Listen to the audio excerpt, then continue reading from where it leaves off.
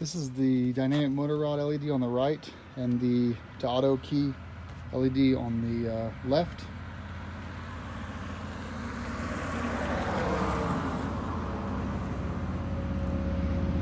The DeAutoLED looks much better, but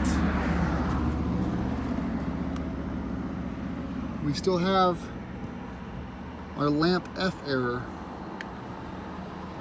Turn the bike off,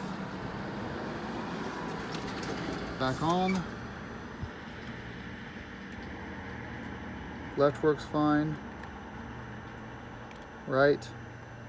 See that flash green up there? Still have an error on this. Also, this bulb is a little bit too long. So you can see the seam right there. When I push it in, it won't close all the way, allowing for water to get in on this bulb. Whereas this one gives enough space for that to be completely sealed.